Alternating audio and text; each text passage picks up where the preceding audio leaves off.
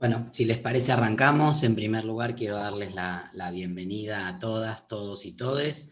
Mi nombre es Esteban Paulón, soy director ejecutivo del Instituto de Políticas Públicas LGBT+, organización integrante de la Federación Argentina LGBT, quien en conjunto con la Universidad Nacional de Mar del Plata y con el apoyo de PNUD, ONUCIDA y UNICEF, agencias del Sistema de Naciones Unidas, estamos llevando adelante este seminario de infancias y adolescencias trans, no binarias y de género variable, que comenzó la semana pasada, el miércoles, con un conversatorio abierto al público y que hoy empieza a tener su primer cursada.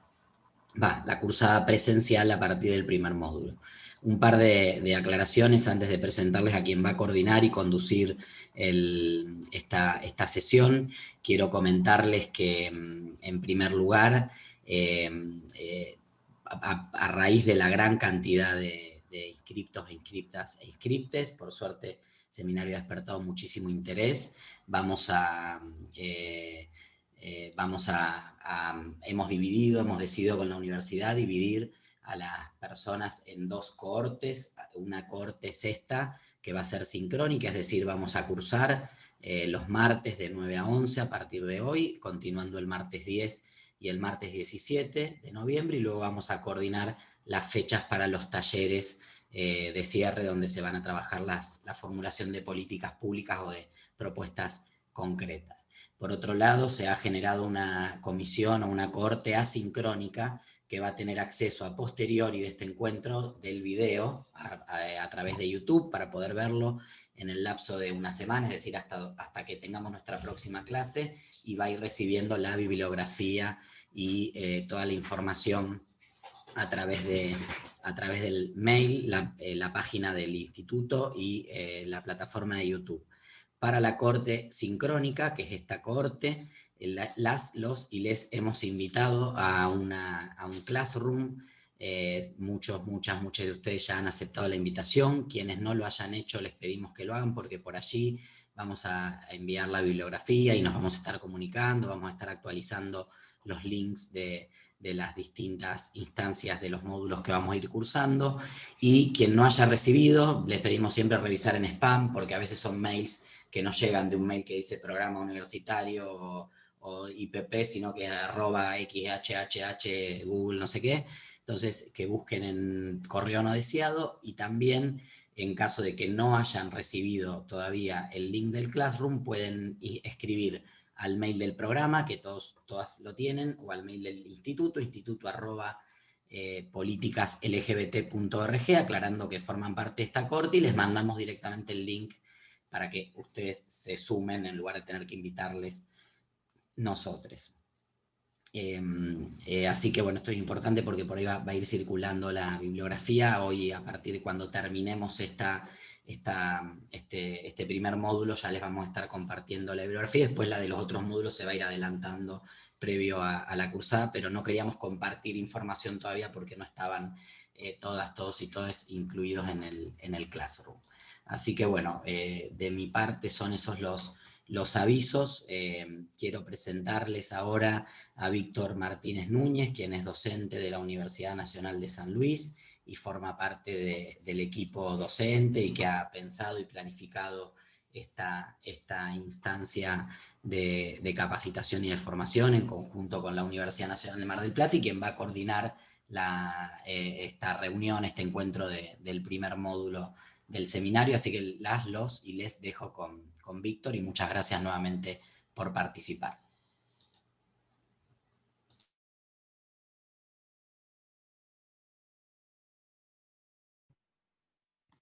Bueno, ¿cómo les va? Bienvenidas, bienvenidos y bienvenidos. La verdad que está bueno, estaba viendo así como más de 100 personas que estamos acompañándonos en este inicio. La verdad que es un honor y bueno, una responsabilidad también pensarnos en clave de reflexionar sobre las infancias y las adolescencias trans y de género no variable en diferentes sectores. El encuentro de hoy, que es un encuentro más vinculado al contexto, un encuentro de lectura sobre cuando estamos pensando en las infancias y las adolescencias trans, desde qué lugar se están pensando en lo institucional en diferentes instituciones, o sea que la clave de hoy va a ser la intersectorialidad, para poder comprender desde qué lugar estamos hablando, y desde allí poder repensar algunas preguntas con estos sectores en particular, porque bueno, estaba viendo de que hay muchísimas compañeras, compañeros y compañeros del contexto universitario, leía hace rato, si hacía el vuelo, que hay compañeras del jardín maternal de ahí de la universidad, o sea, digo, hay referentes profesionales, estudiantes, docentes, activistas, el territorio puesto en juego acá para pensarnos entre todos. Así que bueno, sin más preámbulo, para aprovechar el tiempo, así podemos debatir entre todos y entre todas y todes. El encuentro de hoy, este primer módulo, va a tener una primera parte, una parte expositiva, donde vamos a recuperar las voces y los saberes desde una ecología de saberes, desde el Programa de Naciones Unidas para el Desarrollo, que acá nos acompaña el compañero Diego Borisoni, ¿sí? En particular, él va a estar refiriéndonos sobre su infancia, género y diversidad sexual, la Agenda 2020, la igualdad de género, para no dejar a nadie más. Luego va a compartir Esteban Pablo, que como ya se presentó, es del Instituto de Políticas Públicas LGBT+, que va a estar compartiendo un poco las acciones y la mirada desde las organizaciones sociales sobre este tema. Y finalmente, Ana Laura Ruiz y les iba a decir a Ana Laura las dos, no sé, ya Aspeitia, que son son compañeras del Programa Integral de Políticas de Género de la Universidad Nacional de Mar del Plata, para ver, bueno, desde qué lugar se están pensando, abordando, interpelando estas identidades en el contexto universitario, y bueno, y brevemente por ahí comentarle algunas cuestiones que al menos acá desde la Universidad Nacional de San Luis estamos desarrollando. Entonces, como podemos ver, organismos internacionales, la sociedad civil, la universidad, el territorio, ¿no? Que lo estaríamos de alguna manera habitando en este Zoom bidimensional, en este vínculo bidimensional que son las TIC. Bueno, sin más, le damos la bienvenida a Diego. Diego, bienvenido. Bienvenido, ¿cómo estás? Hola, ¿cómo están? Bueno, Diego, por ahí nos podrías comentar un poco sobre esto que nos convoca y en particular desde qué lugar un organismo como el PNUD está pensando las infancias y las adolescencias. Genial. Bueno, voy a compartir pantalla, voy a compartir un PPT para ir hablando. Me avisan después si lo ven.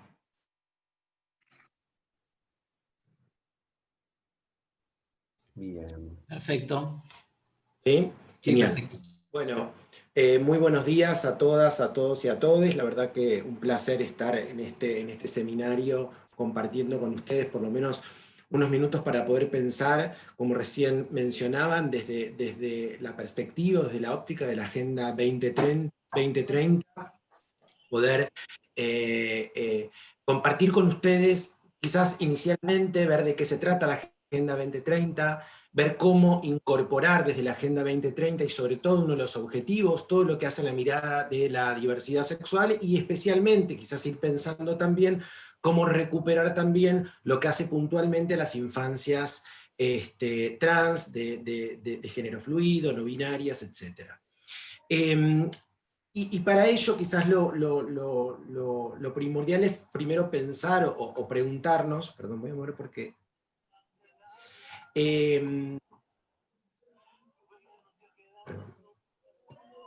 preguntarnos o hablar, ¿sí?, acerca de qué hablamos cuando hablamos de esta Agenda 2030, ¿no? Y principalmente lo que tenemos que tener digamos, claro, como objetivo, es que se trata justamente de una agenda para el desarrollo y para un desarrollo sostenible. Y en ese sentido lo que va a incorporar son 17 retos, 17 objetivos que va a tener esta agenda para poder erradicar, ¿sí?, la pobreza, la desigualdad, la injusticia y hacer frente al cambio climático. Digamos, principalmente es una iniciativa que se da continuada a partir de lo que fueron los objetivos de desarrollo del milenio que se trazaron en el 2000, durante 15 años, digamos, que se habían trazado para 15 años hasta el 2015, y en el 2015 se incorporan nuevos objetivos, se incorpora una nueva, una agenda mucho más amplia, la que llamamos Agenda 2030, con determinados objetivos para poder cumplir y lograr ese desarrollo sostenible al 2030, ¿sí? Entonces, mirando un poco de qué se trata esta Agenda 2030 y entendiendo después cuando vamos a hablar de la diversidad sexual y sobre todo de las infancias trans, digamos, cómo poder incluirla, es que estamos hablando de una agenda que no debe dejar a nadie atrás. Y en ello no podemos dejar de pensar en poblaciones que definitivamente y durante muchísimos años han quedado atrás o postergadas en la imposibilidad del acceso a determinados derechos, y que incluso hoy todavía sigue siendo necesario un trabajo muy fuerte a nivel mundial en políticas públicas de cada uno de los países, de cada una de las localidades, de cada una de las provincias, cada uno de los municipios, para poder lograr ese pleno acceso a derecho. Esta agenda, con esos objetivos, digamos, que posee, como decíamos, tiene 17 objetivos, 169 metas, y va a trabajar, y va a trazar medios de implementación y un sistema, que eso lo hace también interesante, digamos, a diferencia de los objetivos de desarrollo del milenio anteriores, con un sistema de monitoreo y seguimiento sin el cumplimiento de esta agenda, que también permite trabajar un sistema de monitoreo y seguimiento al interior de cada uno de los países, de cada una de las provincias, de cada uno de los municipios, de cómo monitorear y seguir una política pública para lograr estos objetivos. Dicho esto, y viendo acá un poco cuáles son los objetivos, empezamos a observar de que en estos 17 objetivos tenemos desde ciudades y comunidades sostenibles, hasta educación de calidad, ¿sí? Pasando por salud y bienestar, pero vamos a encontrar un objetivo particular que nos permite hoy también hablar y pensar, que es el objetivo 5, que es el de la igualdad de género. Y que es a partir de este objetivo 5 de la igualdad de género, que después vamos a ver que es un objetivo en sí mismo, pero que a su vez está transversalizado en el resto de los objetivos, ¿sí? de desarrollo sostenible, por el cual vamos a poder pensar también en materia de diversidad sexual. ¿Sí? Muchas veces, y sabemos, que todo lo que hace a género y la igualdad entre géneros es lo que ha permitido en la propia lucha, ¿sí? A través del feminismo, lograr también ir posicionando determinadas agendas digamos, en esa lucha contra el patriarcado, en esa lucha contra el machismo, ¿sí? Ha ido incorporando y ha ido llevando también una agenda LGBT, porque el machismo, el patriarcado, y desde el paradigma heterosis normativo, todo aquello que no fuera heterosis, ¿sí? Después seguramente lo irán viendo a lo largo del seminario, heterosexual, cis, y de determinada masculinidad, va a quedar por fuera y va a generar una desigualdad con una imposibilidad de acceso de determinadas personas a derechos por no ser varón, blanco, ¿no? Cis, heterosexual, etc. Con lo cual, la agenda propia que va a marcar en este sentido el objetivo 5 desde la igualdad de género, también es una agenda que es muy importante tenerla en cuenta a los efectos de poder ir incorporando la diversidad sexual en ese sentido. Y con ello, las infancias también. Esta Agenda 2030 va a tener 5 focos fundamentales, que son las 5P, ¿no? Persona, planeta o ambiente, prosperidad, paz, y bueno, partnership en inglés, que son las alianzas, que son, digamos, los 5 focos donde los objetivos se van a ir trazando y van a ir viendo, digamos, cada uno de ellos. Hoy no nos vamos a detener en toda la agenda porque es verdaderamente muy amplia, y como decía, quizás hacer un poco en aquella que hace de género, porque cuando hablamos de las infancias, cuando hablamos de las adolescencias trans, también es importante poder detectar digamos, la perpetuidad en determinados roles, la perpetuidad en determinados estereotipos, y poder entender que sentirse y ser varón trans, lo decía el otro día también en el lanzamiento, sentirse y ser una mujer trans, o no binaria, etcétera, pero digamos, sentirse y ser mujer, no puede conllevar un determinado posicionamiento social, no poder acceder entonces a determinados espacios de liderazgo. Sentirse y ser varón, ¿sí? No puede conllevar en sí mismo determinadas posiciones de poder. Entonces, para eso, cuando hablamos de género, cuando hablamos de roles de género, cuando hablamos de estereotipos de género, siempre es importante ir derribando aspectos que lleven justamente a posicionamientos de poder y que no se reproduzcan justamente, incluso dentro de la propia población trans, masculina, femenina, no se reproduzcan esos estereotipos y esos roles. Por eso también la importancia de poder entender cómo se van transversalizando las propias agendas, ¿sí? Dicho esto, cuando hablamos de la Agenda 2030 y la igualdad de género, ¿sí?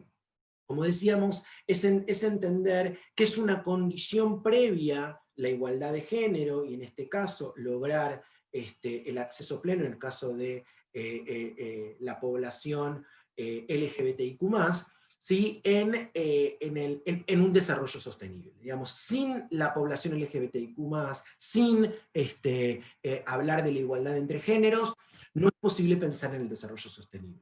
¿Sí? No podemos pensar, ¿sí?, en un cambio estructural concreto que permita transformar esas relaciones de poder existentes. Y ello pensado siempre desde las distintas dimensiones, económica, social, ambiental, ¿sí?, que nos permita justamente este cambio estructural. ¿Qué es lo que nos ha permitido, o qué es lo que permite, cuál es el aporte que nos trae el concepto de género?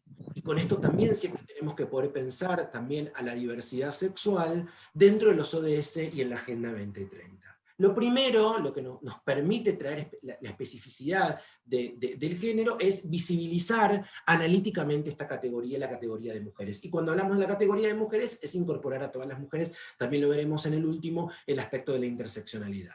Y cuando pensamos en la visibilidad analítica, es pensar la visibilidad analítica de la categoría de mujeres, y obviamente incorporar acá también, siempre ir trayendo, porque una de las deudas que va a tener, en este caso, los ODS, es justamente no mencionar puntualmente a la diversidad sexual. Por eso la traemos a partir, ¿sí?, de la agenda de género, pero lo cierto es que no está mencionada. Y es este trabajo constante de cambio cultural necesario para ir también visibilizándola. Entonces, cuando hablamos desde el concepto de género, bueno, uno de los aspectos fundamentales tiene que ver con visibilizar la categoría mujeres, porque si en realidad no la visibilizamos, digamos, tiene que ser un hecho a ser considerado su presencia, porque va a permitir después cuestionar la representación de las mujeres o de la población LGBTIQ, en este caso, en los distintos espacios. Si no visibilizamos esa categoría, no podemos analizar, ¿sí?, en qué espacios se encuentran y cuál es la brecha existente. Introduce la variabilidad. ¿Qué significa esto? Poder pensar, ¿sí?, en que existe, hay contextos sociales y culturales que van a ir permitiéndonos ver una mujer distinta, o una población LGBTI distinta. No es lo mismo ser lesbiana y mujer en un determinado país que serlo en otro. Entonces, va a introducir la variabilidad también en la agenda. Va a permitir siempre pensar el carácter relacional de las diferencias sexuales o las diferencias de género, es decir, no podemos pensar o analizar la posición de las mujeres o de la población LGBTIQ sin estar pensando o sin estar relacionada directamente con la posición respecto de los hombres. Hay un carácter relacional, ¿sí?, o pensar en la población heterosexual. Cuando pensamos en la población, homosexual, no podemos pensar en la población homosexual o bisexual sin tenerla en relación respecto de cuál es la posición que tiene la población heterosexual en ese sentido. Y por último, permitió este concepto de género ir avanzando hacia la interseccionalidad, es decir, pensar que ser mujer, o en este caso, digamos, pongamos, ser mujer no implica solamente un tipo de mujer, sino que hay que pensar en el ser mujer, en que esa mujer puede ser mujer y lesbiana, en que puede ser mujer lesbiana y trans, en que puede ser mujer lesbiana, trans y de pueblo originario, que puede ser mujer lesbiana, trans de pueblo originario y migrante. Digamos, poder pensar la interseccionalidad al momento incluso de pensar en los objetivos y empezar una planificación de política pública.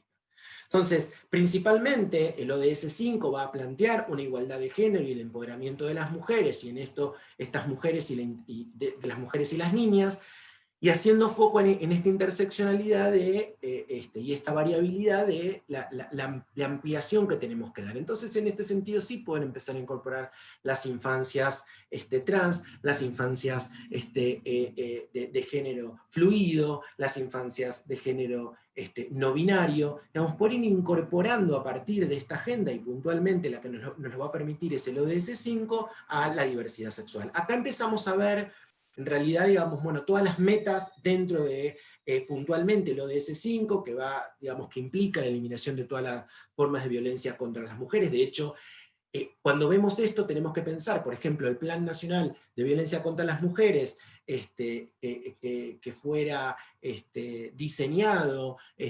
recientemente desde el Ministerio de las Mujeres y la Diversidad en la Argentina, tenemos que pensar que incorpora a la población LGBTIQ. ¿Sí? Lo van a tener seguramente dentro de la bibliografía. Entonces, cuando pensamos en los ODS y cuando pensamos en los ODS, sobre todo en el 5, como decíamos, es siempre ir incorporando esta mirada desde la diversidad sexual también, ¿no? Bueno, la participación efectiva dentro del plano político, económico en la vida pública, el acceso universal a la salud sexual y reproductiva, y esto tiene que ser una mirada también desde, ¿sí?, la propia diversidad sexual.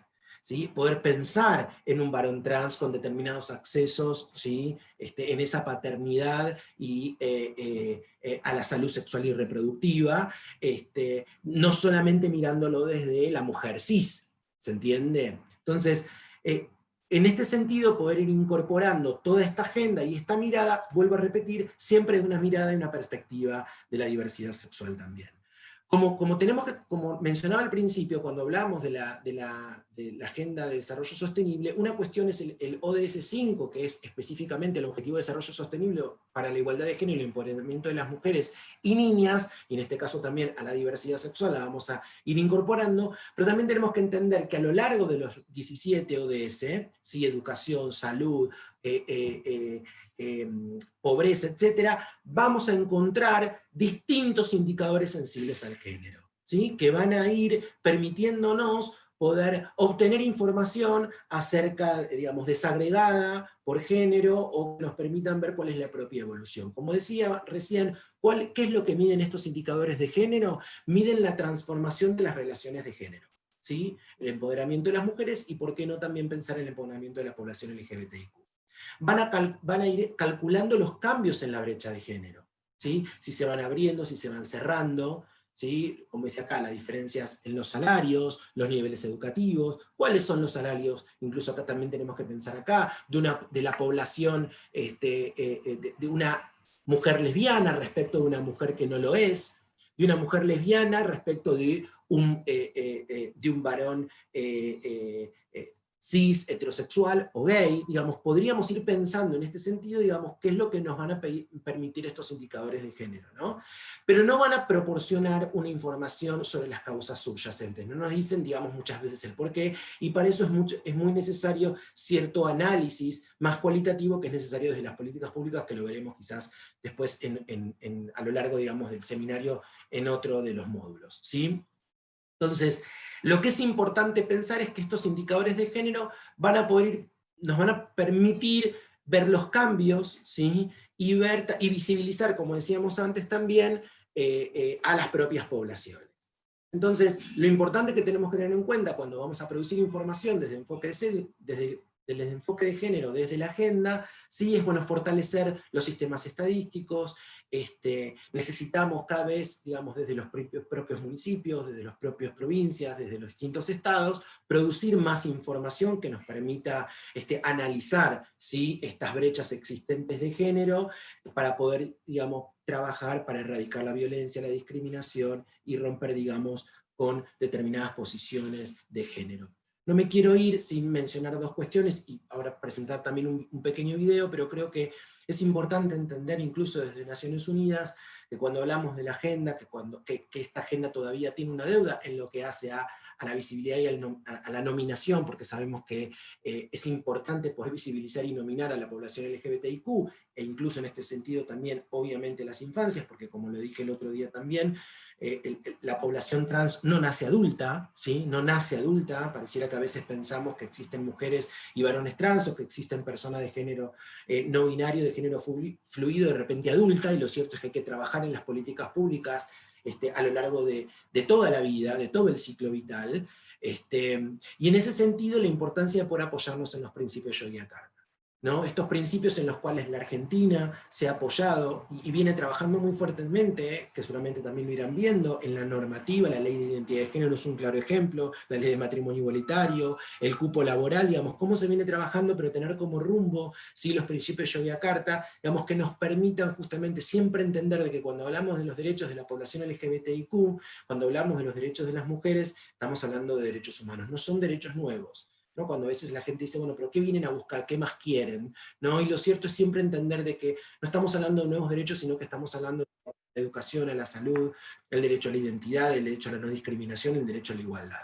Y con eso quizás permitir, cerrar, el PowerPoint lo van a tener a disposición, y acá pueden tener distintos recursos que les puedan servir también, digamos, a partir de todo lo que fui comentando, pero cerrar quizás con un video, no sé si tengo tiempo, que es muy cortito, ¿sí?, que nos permite también entender cuál es el mensaje que Naciones Unidas le da a los estados parte, ¿sí? Y perdón, voy a dejar de compartir, y vuelvo a compartir cuál es el mensaje que da a partir de una campaña Free and Equal, y digamos, dónde está posicionada la Argentina, que podemos llegar a ver, y dónde están posicionados el resto de los estados, y todavía todo lo que falta. Voy a volver a compartir pantalla.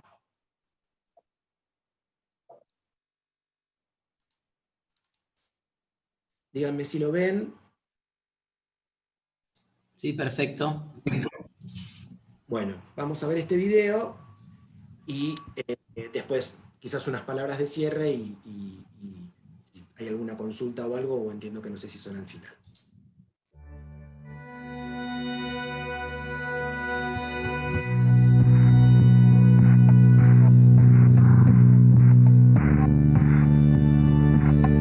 What exists in every corner of the world, embraced and celebrated in some countries, but is illegal in 76.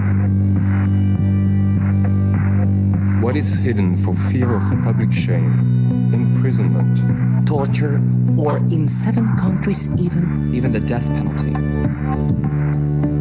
What tears families apart?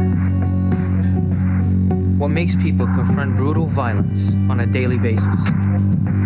What simple trait gets people treated as second-class citizens everywhere they go? what gets children kicked out of homes, students bullied and expelled from schools, and workers fired from jobs without warning? What has existed in every country throughout history, but some people still consider abnormal?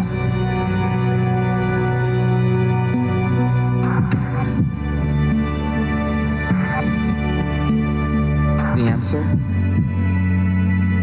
being gay, being lesbian, bisexual, transgender.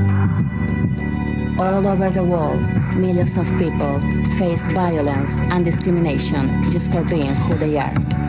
Every nation is obligated by international human rights law to protect all lesbian, gay, bisexual, and transgender people from torture, discrimination, and violence. The United Nations has one simple message to the millions of LGBT people around the world. You are not alone. You are not alone. LGBT rights are human rights. LGBT rights are human rights. Together, we will build a world. We will build a world that is free and equal.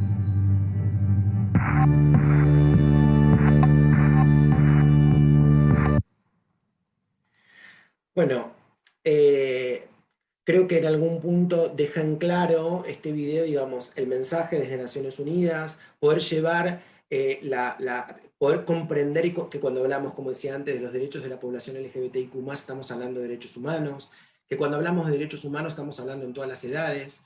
Este video se lanzó un 17 de mayo y quizás muchas de las personas que hoy están cursando este seminario tienen idea acerca, digamos, de la diversidad, pero cuando por lo general preguntamos acerca de, bueno, digamos, si alguien conoce esta efeméride, muchas veces lo que ocurre es que la gente dice, no sé qué ocurrió el 17 de mayo, ¿no? Y es el Día Internacional de la Lucha contra la Discriminación por Orientación Sexual e Identidad de Género, porque el 17 de mayo del año 1990 se despatologizó, digamos, se eliminó como enfermedad mental a la homosexualidad.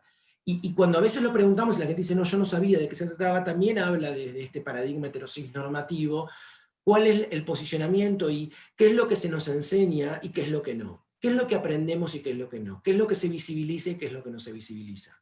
Entonces, en este sentido, para poder pensar en estas infancias plenas, en estas infancias libres, en estas infancias con pleno acceso a derecho, es empezar a trabajar, ¿sí? Desde una Agenda 2030, desde una Agenda de Desarrollo Sostenible, desde los distintos niveles, como antes Víctor también estaba mencionando, y desde una alianza, ¿no? Con sociedad civil, estados, organismos internacionales, sector privado, digamos, una alianza completa para el cambio cultural, pero poder pensar en cómo trabajar a lo largo de toda la vida, y sobre todo en ese cambio cultural que comienza, ¿sí?, en la infancia. Por eso la importancia de determinadas leyes como la Ley de Educación Sexual Integral, con la incorporación de una perspectiva de diversidad sexual, que la Argentina lo posee, pero cómo poder también pensar, bueno, cómo se implementa, cómo lo llevamos a cabo, y desde ese lugar, obviamente, bueno, Naciones Unidas viene acompañando al Estado en el marco del desarrollo del Estado argentino y a todos los estados, en el marco del desarrollo de esta agenda, y obviamente participar en este seminario también habla de poder dar más visibilidad, poder pensar después en el diseño y acompañar en el diseño, en la implementación de políticas públicas que sean efectivas, que puedan llegar a toda la población para lograr dar ese cambio, y que cuando hablamos de igualdad estemos pensando en esa igualdad real, y que su opuesto lo entendamos como, el opuesto de igual lo entendamos como desigual y no como diferencia o diverso, ¿no? Lo cierto es que esa igualdad es dada, justamente el principio de igualdad está dado en función de que todas las personas somos diversas y somos diferentes. Y pensemos no solamente en la visibilidad, sino en políticas activas, en agendas activas, para que no haya ciudadanía, como decía recién, hay ciudadanos o ciudadanas de segunda clase, que no pueden acceder a determinados derechos. Y en ese sentido, bueno, la idea es poder seguir pensando, seguir profundizando y seguir acompañando al Estado, tanto nacional, provincial, municipal y a la sociedad civil, en lograr justamente este cambio cultural que permita que definitivamente nadie quede atrás, y ojalá esto ocurra de acá al 2030. Muchísimas gracias.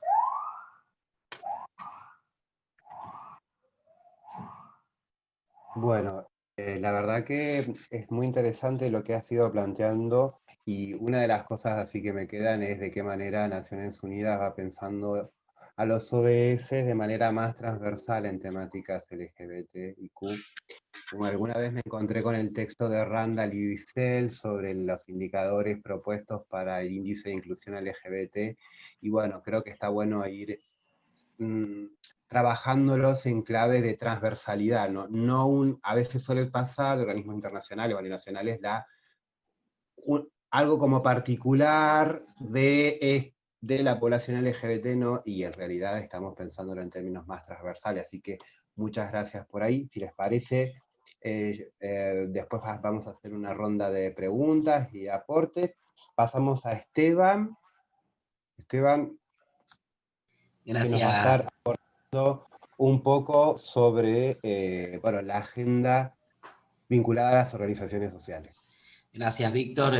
Gracias, Diego, por la presentación, y muy emotivo el video. Vamos a estar compartiéndoles después todo este material en el Classroom. Lo mío va a ser breve hoy e introductorio, porque después ya vamos a tener una clase en particular donde vamos a ir viendo puntualmente todo lo que son las leyes, de las cuales ha mencionado Diego varias, y algunas de las políticas públicas que se llevaron adelante en estos últimos años en nuestro país como experiencias, pero me parecía interesante poder plantear algunas cuestiones básicamente en relación a lo que planteaba Víctor también, de en qué lugar de la agenda del colectivo LGBT está hoy la temática de las infancias trans y por qué iniciativas como este seminario, que evidentemente para nosotros y para nosotras es tan importante. Sin lugar a duda, la agenda de derechos del colectivo trans viene transitando un trayecto que la ha ido haciendo más visible, más presente, incluso dentro del propio colectivo. Estamos ahora en días, de hecho esta semana es la Semana del Orgullo, porque el sábado es la Marcha del Orgullo, que este año va a ser virtual, y ayer en un encuentro con compañeros y compañeras que estuvieron en las primeras marchas, recordábamos cómo en las 3 primeras marchas las personas trans no marcharon oficialmente por el orgullo, porque era un orgullo gay, un orgullo de un varón cisgénero, gay, fundamentalmente, de la ciudad de Buenos Aires. Las marchas iniciaron obviamente en la ciudad de Buenos Aires, hoy se dan en muchos lugares del país, y recién en la 4ª marcha irrumpe, después de muchos debates dentro del propio colectivo, el colectivo trans, ¿no? Visible, con sus banderas, con su presencia, y a partir de allí nunca más se fue de las calles y de las marchas del orgullo. Y de alguna manera este pequeño ejemplo muestra cómo, cuando hablamos, Diego hablaba de interseccionalidad, de perspectivas transversales, Víctor también nombraba esto, cómo también en muchos casos, dentro de los propios colectivos y movimientos que trabajamos en la defensa de los derechos humanos, también reproducimos pautas del machismo, del patriarcado, también reproducimos la discriminación, también reproducimos de alguna manera cuestiones que tienen que ver con el ejercicio del poder, ¿no? De cuestiones que supuestamente queremos modificar en la sociedad, pero que hacia el interior de nuestros propios colectivos reproducimos, y que de alguna manera son las propias luchas de los movimientos sociales, los propios debates, a veces públicos, a veces hacia adentro, los que nos van permitiendo avanzar, y que en el caso de la República Argentina, hay que decir, después de mucho tiempo, de muchos debates y de muchos años transcurridos, podemos hablar hoy de un colectivo LGBT+, LGBTIQ+, muy integrado, integrado en el sentido de que se han trabajado en conjunto las distintas reivindicaciones del colectivo por parte de todas las identidades de nuestro colectivo. El colectivo trans fue parte de la demanda y el acceso a la ley del matrimonio igualitario, el colectivo LGB, lesbianas, gays, bisexuales, fuimos parte acompañando y contribuyendo en lo que nos tocaba al acceso o a la aprobación de la ley de identidad de género en el año 2012, y de alguna manera se ha ido construyendo un movimiento que está bastante integrado, a diferencia de lo que pasa tal vez en otros países donde todavía el rasgo identitario y de la agenda propia de cada identidad es muy fuerte. En ese camino, obviamente, los derechos trans estuvieron siempre, porque la vulneración de derechos del colectivo trans siempre estuvo presente, pero la propia constitución del colectivo trans como identidad, pensemos que el primer grupo organizado de personas trans aparece en el año 92 con la primera marcha del orgullo, un grupo que se llama Transdevi, liderado por una activista trans que se llamaba Karina Urbina.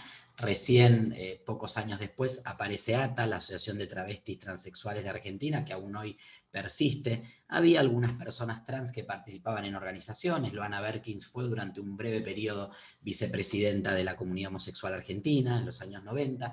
Hubo como un desarrollo del colectivo trans y de su agenda, que de alguna manera fueron catalizando y generando las condiciones para que en el año 2012, posterior a la ley de matrimonio igualitario, se aprobara la ley de identidad de género.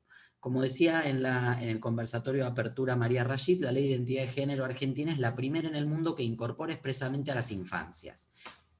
No como hubiéramos querido, porque tal vez la ley termina planteando algún tipo de requisito diferencial para el reconocimiento de la identidad de género en niños, niñas y niñes trans, plantea la autorización de los padres, plantea la intervención de una figura que se llama abogado, abogada del niño, niña, que no existe en todas las jurisdicciones, que no todas las provincias entienden lo mismo por qué es o qué rol cumple o qué institución del Estado puede cumplir ese rol de abogado, abogada del niño, pero de alguna manera sí aparece garantizado el derecho al reconocimiento de la identidad de género de los niños, niñas y niñas trans en la ley de identidad de género. Y aparece de la mano de la Convención de los Derechos de Niños, lo vamos a ver después en el tercer módulo, que es en el que vamos a compartir el marco legal, pero aparece la Convención como una norma supletoria de dudas, inquietudes,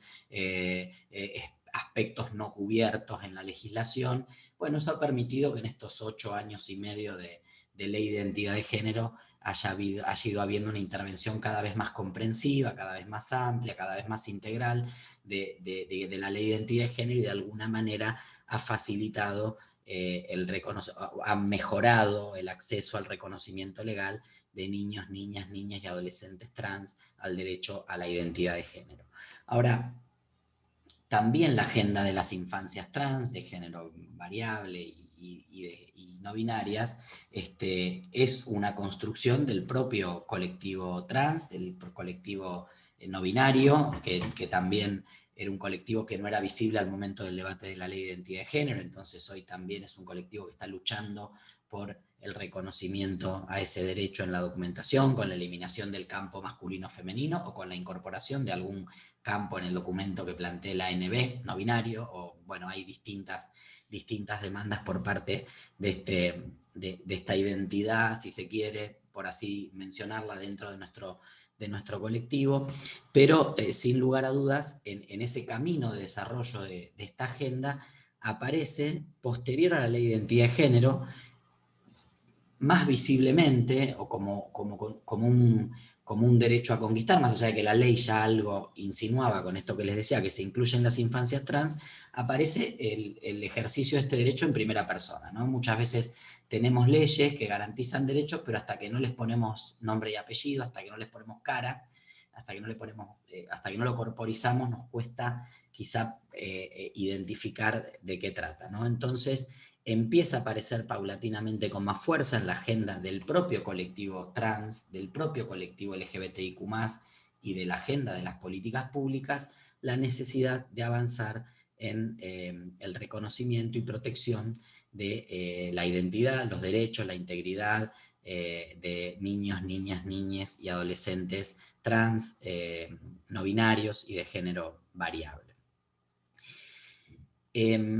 Si me preguntaran a mí qué política pública, y lo vamos a ver también más adelante, pero me spoileo un poco, pero si me preguntaran qué política pública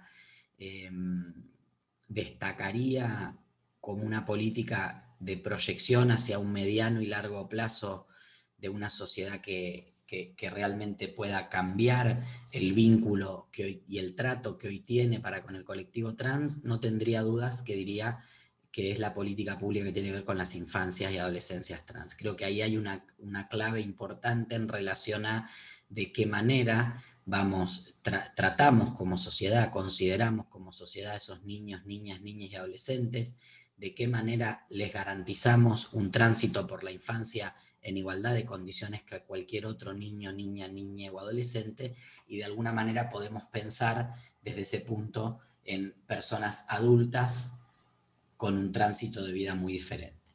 Y no lo digo por una mera percepción, sino que efectivamente en el caso nuestro tuvimos la posibilidad de llevar adelante una encuesta muy en profundidad en la provincia de Santa Fe en el año 2019, poco antes de cerrar la gestión de la Subsecretaría de Políticas de Diversidad Sexual del Gobierno Provincial.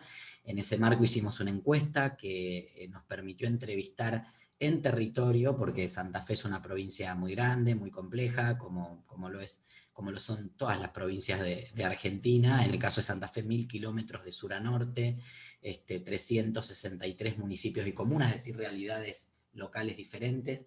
Logramos llegar a 400 personas adultas trans de toda la provincia, obviamente con una muestra proporcional en términos geográficos, en términos etarios. se buscó un modelo para lograr contemplar también aquellas personas que no han realizado el reconocimiento de identidad de género. Se combinaron ahí algunos sistemas entre algunos sistemas de estadísticos que se utilizan para las encuestas para poder llegar lo más abarcativamente a la población. En Santa Fe la estimación es que hay unas 1.200, 1.300 personas trans, ya 1.020, 1.030 hasta hace poco habían accedido al reconocimiento de su identidad de género. O sea que estamos hablando de una encuesta que llegó a casi el tercio de la población trans de toda la provincia, y a esas personas trans adultas, una de las primeras preguntas que les hacíamos tenía que ver con su propia experiencia en la infancia, ¿no? Esto fundamentalmente por el servicio de infancias y adolescencias trans que veníamos llevando adelante desde el año 2016, que llevó adelante Andy Panciera, quien está aquí presente hoy y va a compartir con ustedes el siguiente módulo. Este servicio que empezó a dialogar, a trabajar, a acompañar a las familias, a esos niños, niñas y niñas en su interacción con la escuela, con el club, con las amistades, con la familia ampliada, porque también a veces hay contención y acompañamiento en el círculo más cercano familiar, papá, mamá, hermanos, pero después cuando vamos ampliando la familia hacia tíos, tías, abuelos, abuelas, bueno, amigos de la familia, van apareciendo también resistencias y situaciones de violencia. Y bueno, realmente veíamos en el servicio que acompañó a más de 140 niños, niñas, adolescentes en los 3 años que funcionó en la provincia, veíamos un cambio muy importante en relación a la experiencia de vida de infancia en un entorno acompañado, en relación a lo que veíamos que era el reflejo de situaciones de violencia, discriminación y exclusión en las personas trans adultas, ¿no? Y entonces fuimos a indagar sobre ese aspecto y nos encontramos con un dato muy contundente. Cerca del 63-64% de las personas trans adultas que encuestamos refirieron haber identificado, reconocido, sentido que eran personas trans, tal vez no, obviamente no podían ponerle nombre, pero sentían que el género que se les había asignado, el nombre y el género que se les había asignado al nacer no correspondía con el género autopercibido y con el nombre sentido. El 63-64% de las personas trans adultas esa experiencia la podía identificar entre los 0 y los 12 años, digamos entre la primera infancia y la adolescencia, con una mayor proporción entre los 8 y los 12 años, pero había casos de referencia de niños, niñas y niñas que a menor edad de los 8 años también habían sentido esta identidad de género. Y por otro lado, también aparecía en la encuesta que de esas personas que identificaban entre los 0 y los 12 años haberse sentido interpeladas en relación a su identidad de género, solo el 13% refería haberlo podido expresar en tiempo real, es decir, haberlo sentido, haberlo contado y haberlo vivido. Y derivado de esto aparecen un montón de situaciones que tienen que ver con autolesiones, depresión, exclusión, abandono del hogar, situaciones de violencia, abandono escolar. Empezamos a ver cómo mucho de ese circuito o de esa cadena de exclusiones que viven las personas trans finalmente empieza, o podemos identificar que empieza en la infancia, ¿no? En esa infancia no acompañada, en esa infancia no comprendida, no escuchada, y muchas veces por parte de la familia, o del sistema escolar, o de distintas instituciones y actoras sociales, ¿no? Entonces, de alguna manera también ahí esos datos corroboraban un poco esta hipótesis que se estaba comprobando también por la propia experiencia del servicio, de que en la medida en que pudiéramos garantizar ese acompañamiento, ese sostenimiento de los vínculos, ese sostenimiento de los espacios de socialización tradicionales de la sociedad en que vivimos, ¿no? La escuela, el club, los amigos, las amigas, la propia familia, estábamos contribuyendo a mejorar muchísimo la calidad de vida y las posibilidades de inclusión, porque hoy vemos que esos niños que tal vez en 2016, 2017 eran 12, 13, 14 años, han podido sostener el trayecto educativo, han podido, ahora estamos pensando para el año que viene con Andy alguna alternativa de poder también dar continuidad y medir un poco cuál ha sido el efecto en ese sentido, pero la verdad es que les puedo asegurar que es un cambio muy importante. Obviamente esto hay que acompañarlo con un montón de políticas públicas que vamos a pensar en conjunto y que vamos a poder ver seguramente en los próximos encuentros, pero de alguna manera a mí me interesaba compartir estos dos aspectos, ¿no? El porqué de este seminario y por qué esta ocupación y preocupación por esta temática, porque sinceramente creo que es la política pública estratégica, obviamente junto a la educación sexual integral, pero digo, también si ese niño, niña, no llega a la escuela, no hay educación sexual integral, entonces tenemos que ir trabajando primero en ese entorno familiar, afectivo, de contención, y luego también ir trabajando desde la política pública en todos los aspectos de interacción, de salud, educación, socialización, etc. Y después también que sin lugar a dudas, como todas las políticas públicas que interpelan o que contienen o que incluyen al colectivo LGBTIQ+, han sido políticas públicas que nacieron de la comunidad, de la demanda de la comunidad. Y en esto quiero cerrar porque sé que hay otros aportes y después ya vamos a tener tiempo nosotros para compartir un poco más en profundidad. Quiero compartir para cerrar una breve reflexión que no por obvia no es importante volver a plantear. Hay una frase, una máxima del feminismo que decía: nada sobre nosotras sin nosotras. Yo la parafrasearía y plantearía: nada sobre nosotros sin nosotros, pero nada nada de eso ocurre si no es desde nosotros. O sea, si muchas veces se plantean los debates en relación, muchas de ustedes trabajan en políticas públicas a nivel municipal, provincial, en espacios estatales, y se plantea esto, ¿no? ¿Y con qué necesidad una política para las infancias trans? Pero si tenemos ya el servicio de infancia, y bueno, si tenemos perspectiva de la infancia, ¿y por qué una dirección de diversidad sexual o de políticas de diversidad? ¿Por qué una secretaría de la diversidad? Ustedes lo que quieren es el gueto, es discriminarse, no. Lo que queremos es ser parte de las políticas públicas, ser parte del cambio que queremos producir, pero si no tenemos los espacios de protagonismo institucional, nadie regala nada. Nadie regaló el matrimonio igualitario. Nadie vino y dijo: ahora el matrimonio igualitario. Es una construcción ni siquiera, yo era secretario general de la Federación LGBT cuando se aprobó el matrimonio igualitario, ni siquiera es mérito 100% de la federación, que fue la que presentó el proyecto.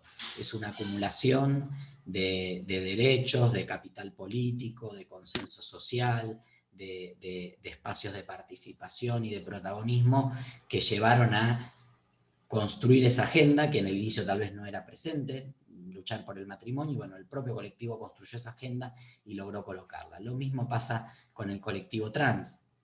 Logró construir una agenda y logró colocarla y logró que eso se transformara en una ley. Y cualquier política pública que ustedes vean que en el Estado se ha llevado adelante para los colectivos, para el colectivo feminista, para el colectivo LGBTI, tiene que ver con los espacios de protagonismo y de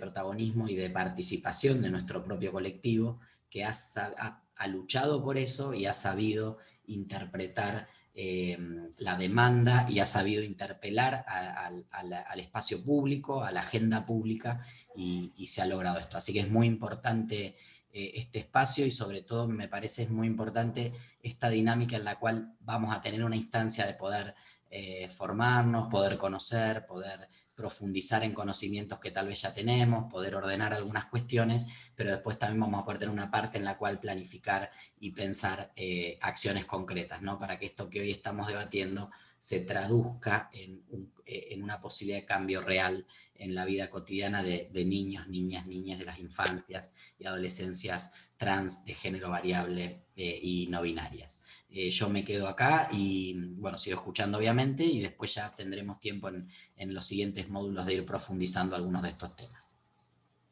Muchas gracias, Esteban. La verdad que, como siempre, ¿no? También activando y en los espacios de las organizaciones de base, una de las cosas que queda que está buena como idea, por ahí que muchos estamos participando en entornos y ámbitos universitarios, es cómo el territorio, las organizaciones de base tensionan el espacio público y tensionan los sectores de toma de decisión principalmente, ¿no? Y muchas veces las organizaciones sociales, las organizaciones de base son aquellas que, bueno, ahora vamos a comentar un poco, vienen a interpelar el espacio universitario y tensionar el espacio universitario.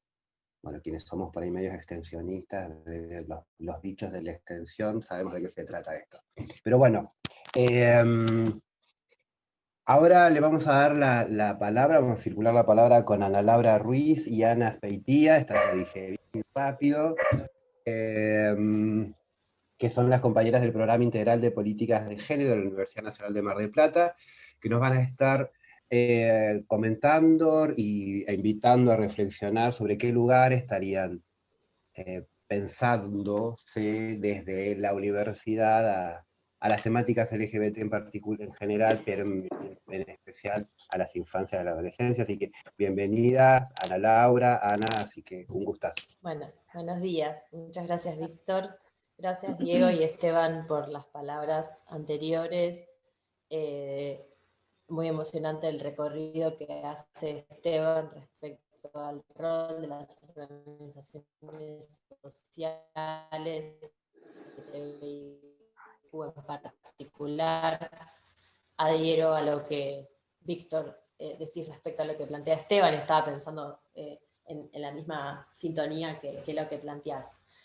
Como decía Víctor, mi nombre es Ana Laura Ruiz, soy coordinadora del Programa Integral de Políticas de Género de la Universidad Nacional de Mar del Plata, y en este momento también se encuentra por aquí Ana Azpeitía. Ella es trabajadora social y también es parte del equipo.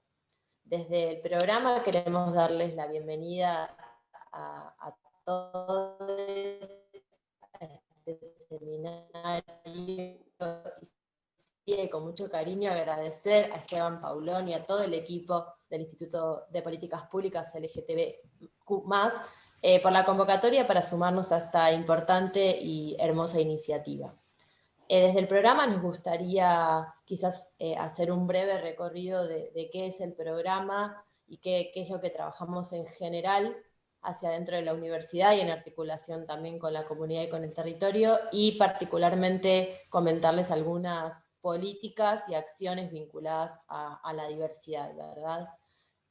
Bueno, como les decía, en lo que tiene que ver en general, ¿verdad?, con el programa, es un programa que se constituye, que nace en el año 2017 en el ámbito de la Secretaría de Bienestar de nuestra universidad, y por ahí en sintonía con esto que planteaba Esteban, ¿no?, como los movimientos sociales, los movimientos feministas, lo que pasa en la calle, lo que pasa en afuera, empieza a irrumpir o irrumpe en los ámbitos institucionales, en este caso en el ámbito universitario. Entonces nosotras entendemos que el nacimiento de este programa tiene que ver con el resultado, ¿no?, de la institucionalización de un montón de experiencias que en el contexto de irrupción de un movimiento feminista y de demanda también del movimiento estudiantil, esto hay que decirlo porque también es muy importante, se articulan con un determinado proyecto de gestión que da como resultado este programa integral de políticas de género, que ya va por su 4º año de recorrido dentro de la universidad. Este programa lo que busca es contribuir a la creación de políticas institucionales que reviertan o intentan revertir, ¿verdad?, el impacto negativo que pueden tener sobre las trayectorias académicas y también laborales a partir de la desigualdad de género existente en nuestra sociedad. Como objetivos principales o primordiales que nos gustaría compartir en este momento con todos ustedes, que tienen que ver con el Programa Integral de Políticas de Género, tienen que ver con que desde este espacio, este ámbito universitario, lo que se pretende es aportar a la gestión y al diseño de políticas universitarias para alcanzar la equidad de género. Suena muy lindo, es un desafío muy grande y muy profundo, así que en esa tarea nos encontramos, pensando también en contribuir de este modo, ¿verdad?, a la transversalización de la perspectiva de género en todos los ámbitos, o en todos los ámbitos que sea posible, principalmente hacia el interior de la universidad, pero como decía anteriormente, en diálogo con el territorio y con lo que pasa afuera, digamos, también. Algunos de los ejes o principales ejes que trabajamos desde el programa tienen que ver con la prevención y la sensibilización en violencia de género, con los derechos sexuales, reproductivos y no reproductivos, con la democratización de los cuidados, la educación sexual integral, la comunicación con perspectiva de género, el lenguaje inclusivo, las masculinidades y uno de los ejes importantes que tenemos dentro del programa que abordamos es la diversidad sexual y de género. Consideramos importante este eje en el que en unos minutitos mi compañera va a detallar un poco qué es lo que se viene trabajando y qué es a lo que se aspira. Así que simplemente agradecer a todos quienes se encuentran presentes, repetir el agradecimiento a Esteban Paulón y al equipo de Políticas por la invitación.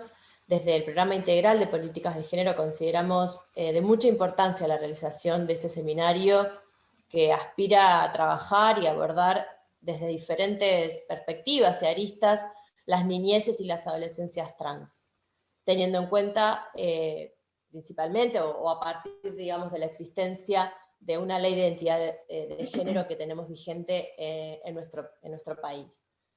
Desde el programa también consideramos importante e interesante que se haya realizado una convocatoria, en este caso, ¿verdad?, y en articulación desde el Instituto de Políticas con la Universidad Nacional de Mar del Plata, a determinadas áreas de nuestra universidad. Me alegra mucho ver compañeros y compañeras de las áreas del Servicio Social Universitario, del Servicio Universitario de Salud, del Jardín Maternal de nuestra universidad, del área de deportes. Son áreas que particularmente hicimos llegar a esta convocatoria porque nos parecía esencial que en general en la universidad, pero en particular en esas áreas, pudieran ser parte de esta instancia de capacitación, así como distintas áreas sensibles a la temática de los distintos municipios que están participando, varios del municipio de General Pueyrredón y de los municipios cercanos a General Pueyrredón. Es vital, o al menos esa es nuestra mirada, pensar políticas públicas desde la perspectiva de género y que sea con enfoque de derechos humanos, y consideramos que estas instancias de sensibilización y de formación son claves para aspirar a pensar en ese sentido. Así que, bueno, estamos muy felices de ser parte de esta iniciativa. Les voy a dejar con Ana Speitia, que ella les va a compartir un poco más específicamente qué es lo que se viene trabajando desde el programa en particular y en la universidad en general, cuáles son aquellas políticas que abordan la diversidad de género. Gracias. Bueno, buenos días. No sé si se escucha bien, avísenme si se entrecorta que apago la cámara. Celebrar este encuentro, celebrar poder ver, como dice Ana Laura, a tantas personas con las que venimos construyendo desde la universidad estas instancias, estos espacios, estos diálogos tendientes a institucionalizar políticas universitarias respetuosas de las trayectorias vitales de las personas LGTBIQ+. En principio, contarles que, bueno, soy licenciada en Trabajo Social, me integro a este programa el año pasado, así que nuestro recorrido no es muy largo, pero me encanta poder ver cómo algunos de los objetivos que nos planteamos hoy se concretan, por ejemplo, en este espacio de formación tan integral, ¿no? Estar en la Universidad Nacional Pública, como nosotras aspiramos, popular y feminista, es un privilegio, pero también es una responsabilidad. Y bajo esa responsabilidad planteamos la tarea desde el año pasado en esto de trabajar la diversidad sexual y de género. Los tres objetivos generales que tiene este eje de trabajo tienen que ver con generar redes. Por eso digo que uno de estos objetivos está hoy siendo concretado al enlazar la universidad, como en la presentación del miércoles pasado, con tantas y tantos actores y actoras y efectores de distintos órdenes.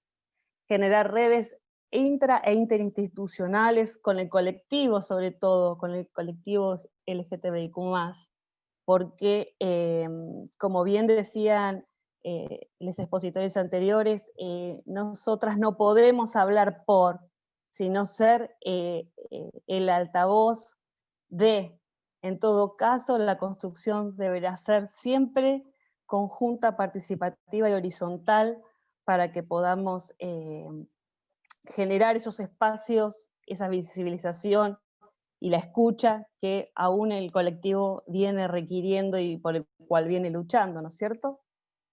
Otro de los objetivos tiene que ver con favorecer espacios de acompañamiento de trayectorias universitarias y laborales.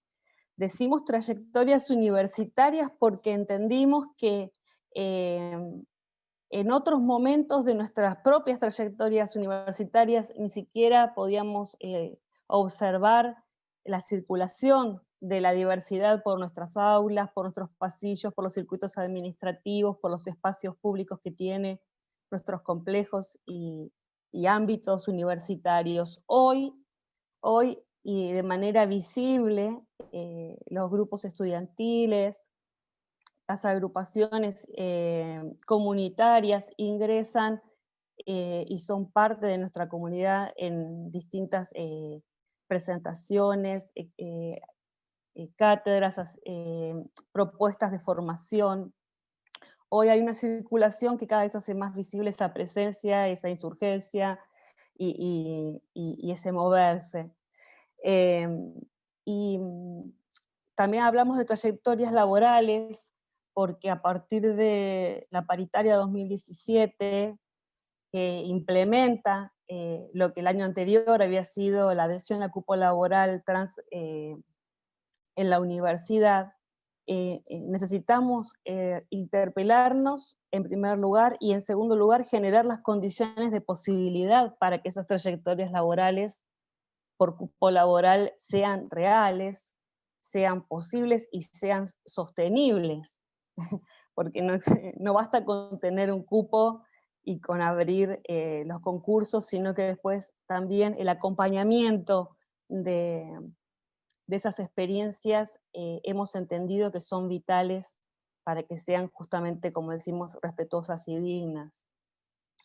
Y otro de los objetivos de este eje tiene que ver con difundir y sensibilizar acerca de las normativas vigentes, desde las normativas más generales que han mencionado el primero de los compañeros, Diego, los paraguas de las convenciones, de los acuerdos internacionales, y sobre todo nuestra propia normativa argentina, que, como decimos, es de vanguardia, sí, es superadora, sí, tiene mucho por perfeccionar, sí, pero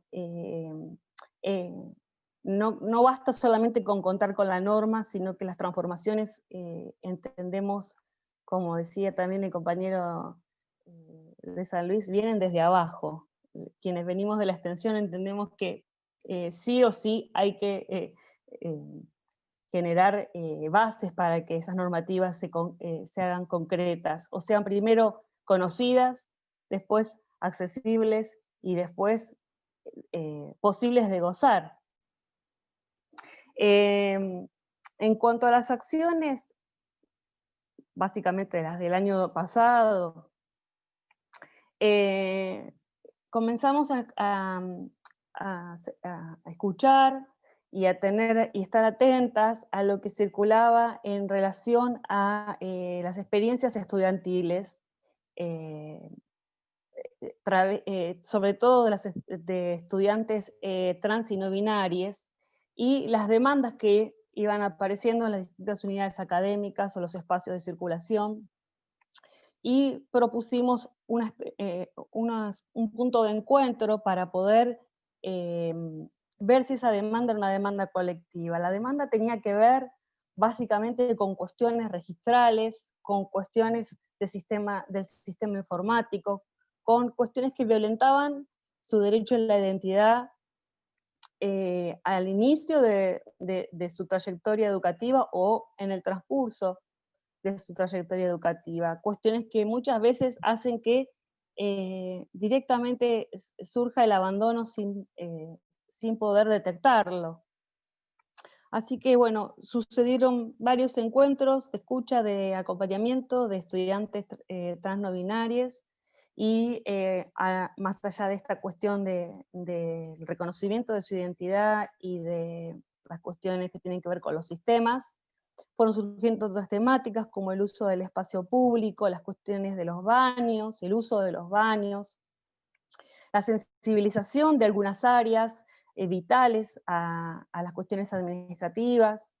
Y en ese desarrollo del año fuimos transitando distintas propuestas, escuchando, y estamos trabajando activamente en adecuar las normativas existentes para poder facilitar estos trayectos y estas cuestiones que tienen más que ver con lo administrativo, si se quiere. Por otra parte, en cuanto al uso y disfrute del espacio público, puntualmente el de los baños, con este grupo de estudiantes pensamos hacer visible el Día Mundial de los Sanitarios, que fue en noviembre, esta cuestión de las barreras que existen para el uso de este espacio por parte del colectivo, a partir de una encuesta que se subió a las redes y que tuvo muchísima repercusión para conocer cómo la comunidad universitaria evidenciaba esta necesidad y qué impacto podría tener el diseño y la visibilización de espacios accesibles e inclusivos. Estuvimos en diálogo también con el área de diversidad funcional que tenemos en la universidad, porque hay otras trayectorias universitarias que convergen en esto que hablamos de la interseccionalidad en algunas vulneraciones de derechos, como son esos estudiantes que a su vez tienen alguna dificultad o una discapacidad. En cuanto a los objetivos que tienen que ver con generar redes interinstitucionales, las intrainstitucionales básicamente se enfocan a las áreas más sensibles por donde transitan estudiantes y personal universitario, que son el servicio de salud universitario, el servicio social universitario, entendiendo que sensibilizar, capacitar y formar en la temática nos va a permitir que sean puertas siempre abiertas a las distintas situaciones que tanto estudiantes como trabajadoras y trabajadores plantean. No es menor, creo que también lo menciona Ana Laura, que podamos tener dentro de este espacio universitario todas las franjas etarias a nuestra disposición para trabajar en esta sensibilización, desde el área de jardín maternal y la franja de jardín maternal, el colegio secundario ILIA, que tenemos allí, digamos, la franja etaria de la adolescencia, y bueno, nuestros y nuestras estudiantes que van desde la adolescencia en adelante, inclusive programas para personas mayores en los que articulamos con esta franja más adulta. Así que por eso repito lo que dije al principio, somos privilegiadas y también somos responsables de las políticas universitarias con perspectiva de género y diversidad que podamos promover en conjunto. Algunas de ellas, para cerrar, son las siguientes. Por ejemplo, en 2012 se declaró la Universidad Nacional de Mar del Plata como institución libre de discriminación por identidad y expresión de género. 2012 fue la ordenanza del Consejo Superior, pero se venía trabajando desde antes esta propuesta. Actualmente estamos reactualizándola, porque pasaron cosas. Después, otra de las políticas universitarias que nos identifica desde este eje es justamente el de el Acta Paritaria 1 de 2017, que implementó cupo laboral trans. el protocolo de actuación en casos de violencia de género en el ámbito de la Universidad Nacional de Mar del Plata, que también continúa siendo perfeccionado y que contempla las violencias hacia el colectivo LGTBIQ+. El proyecto de lenguaje inclusivo, en el que también nos sentimos, digamos, entrelazadas en la tarea. Y el plan de implementación de capacitación para la comunidad en el marco de la ley Micaela. Si bien las temáticas son generales, tratamos de ir generando instancias donde las cuestiones de la diversidad tengan su lugar. Así que bueno, en este sentido, estas son las políticas más relevantes. No quiero olvidarme de nada, pero bueno, venimos trabajando, como digo yo, lento pero parejo y de modo articulado y como decía Esteban hace un rato, siempre con las voces de los protagonistas, ¿no? Y siempre con las voces y las demandas y las propuestas de quienes realmente son los destinatarios de estas políticas. Bueno, simplemente eso. Muchas gracias. Bueno, gracias Ana Laura, gracias Ana. La verdad que es muy interesante y además muy prometedor. Sabía de algunas de las acciones, en particular esta vinculada a trabajadoras y trabajadores no docentes y lo del cupo laboral en esa paritaria, lo cual, siendo también un actor universitario de una universidad en el interior, como es San Luis,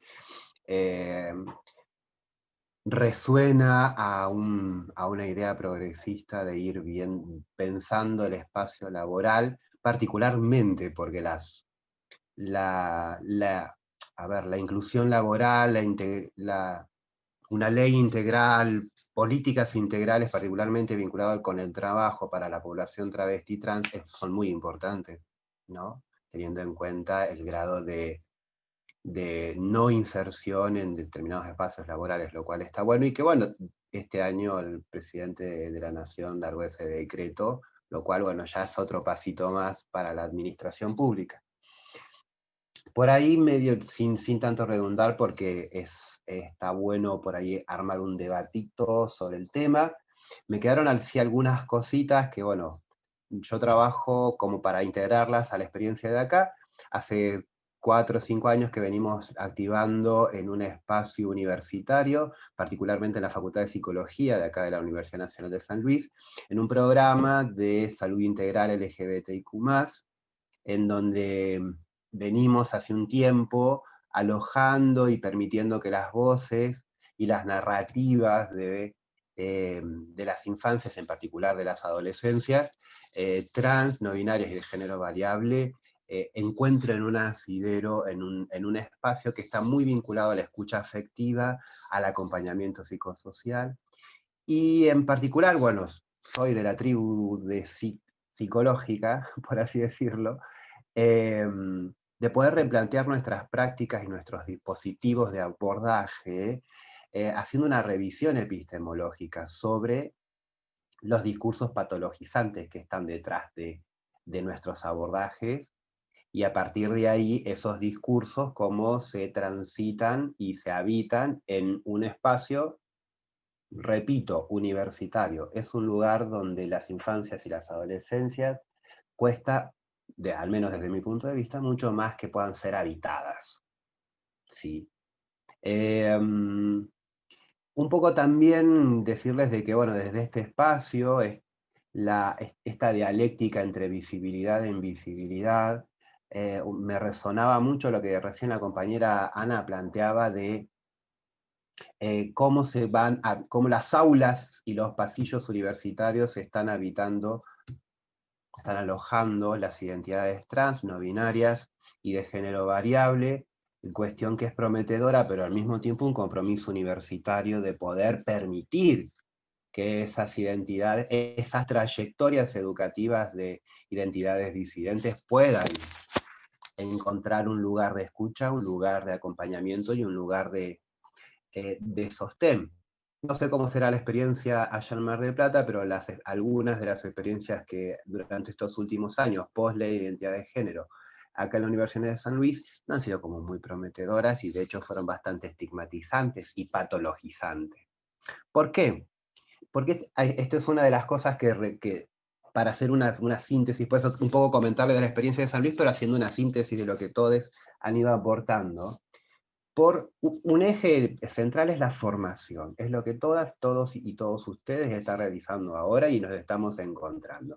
Un trayecto formativo, pero que redunde en prácticas, en buenas prácticas, en nuestro caso, las políticas públicas universitarias.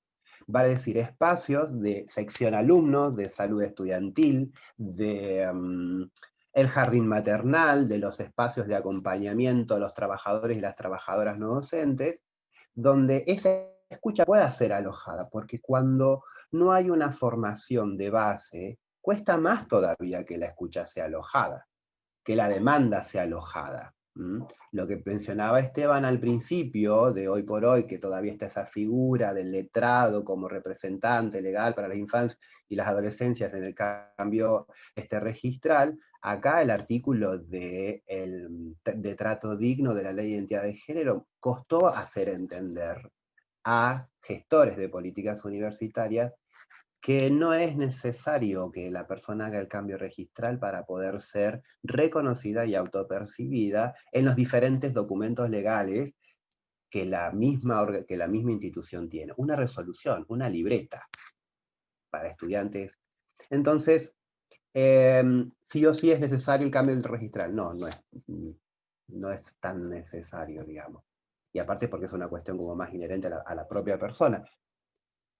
Por un lado esto, la formación, que es lo que me llega a pensar esto, la formación de todos, todas y todes, desde no solo de estudiantes en espacios transversales o alternativos, sino también de personal no docente y del personal, y ahí me sumo al club del personal docente, ¿sí? Particularmente porque es nuestra tarea docente la de asistir, la de andamiar, la de acompañar, la de tutoriar, como querramos llamar, los trayectos formativos, a veces desformativos, de los estudiantes. Porque a veces le contamos sobre realidades que en realidad los estudiantes a veces no van a habitar nunca, ni tampoco nosotros. Y por otro lado, lo que me lleva a pensar esto, recuperando particularmente como en tanto extensionista y en contacto con las organizaciones de base, es repensar la articulación y la cooperación con el territorio, pensando a las infancias y adolescencias trans, no binarias, géneros variables, y a las infancias y adolescencias en general. Lo tiro como para ver qué surge. En esto, ¿por qué pensarlas en plural? ¿Es una moda, infancias y adolescencias? ¿Es porque se nos ocurrió así? No, porque hay un sentido epistemológico y un sentido ético-político de que las infancias y las adolescencias son procesos, ¿sí? No son entes únicos, y como nos enseñó Piaget en su momento, de que pasan determinadas cosas en determinado momento, o Spitz, o al mismo Freud. Sino más bien de que me gusta la imagen de cartografía, ¿no? Porque la cartografía es como realizar un mapa, pero el territorio está ahí, no voy a modificar ese territorio, ese mapa, no, lo pretenderé mapear, saber de qué se trata para después poder habitar y co-construir otras miradas. Porque si no, por ahí como objeto lo posicionamos en el lugar de plausible modificación, transformación o lo que sea. Pero si por ahí pensar estas infancias como cartografías y en plural, creo que por ahí está un poquito el debate. Al niño le pasa esto. Son las infancias que hoy, y las adolescencias que hoy están irrumpiendo. Una vez una amiga travesti me decía, a las trabas no salimos del armario, nos empujan del armario, o salimos eyectadas del mismo, ¿sí? Tal vez las personas gays, lesbianas, bueno, tenemos otros tránsitos, pero las personas travesti trans no se empujan digamos, del armario. Y porque lo dijo muchas veces Luana Berkins, la misma Claudia Pía, bueno, y otras compañeras trans que se han puesto a reflexionar sobre el tema y a aportar desde ahí, en que las identidades trans vienen a irrumpir con nuestra noción de género. Y está bueno que digamos que así sea. ¿Que nos queda el debate dentro de las organizaciones sociales para poderlo dar? Sí. ¿Que le queda a la universidad también? Sí, hasta los organismos internacionales, ¿no? Que hoy por hoy asistimos a debates donde, bueno, desde la militancia habitamos lenguajes, no sé, todavía que me queda por incorporar o reincorporar o resignificar esto, por ejemplo, de mujeres y disidencias, no sé, me resuena y hay algo que creo que nos debemos como debate, ¿no? Al menos desde el campo de las organizaciones de base, para no asimilar modismo de denominar la realidad sin saber el contenido ético-político que está de base. Pero bueno, quería dejarles esas dos cosas, una formación, pero una formación pensada, en síntesis de lo que fueron aportando las compañeras y los compañeros, pensada en términos de proceso, pensada en términos de interpelación del territorio, de cooperación y articulación, y ahí lo llevamos. Les invito a que ustedes mismas y mismos se dejen interpelar y cartografiar por estas propias identidades. Tendemos desde una mirada adultocéntrica a nominar cómo se habita las infancias y las adolescencias. Y ahí cuando pensamos de infancias, adolescencias trans, no binarias y de géneros variables, creo que la meta es pensar en infancias libres. Y a partir de cuando podamos ubicarnos en las infancias libres, es que el nene, si escuchó a Beyoncé o está bailando Shakira, se sienta libre de hacerlo y que no esté el censor cultural nominándole cómo debe comportarse. Así que bueno, quería cerrar con estas cositas, para abrir, si te parece, Esteban, algún espacio de intercambio, de preguntas. Sí.